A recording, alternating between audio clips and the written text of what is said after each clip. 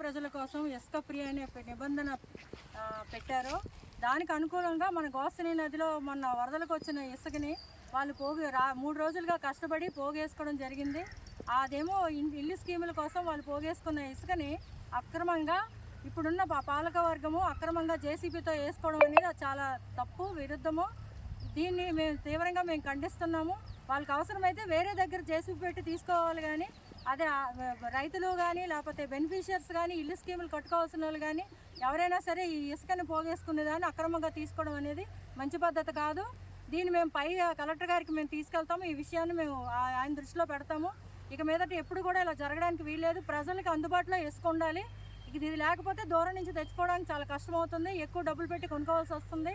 కనుక మన గోస్తని నదిలో మన ఊరికి ఆనుకొని ఉన్న ఏరులోనే ఈ ఇసుకని ప్రజలకి, మన గ్రామ ప్రజలకి ఉపయోగపడాలని నేను కోరుకుంటున్నాను. వాళ్ళ రైతులకి మేము సపోర్టెడ్గా మేము అండగా నిలుస్తాము.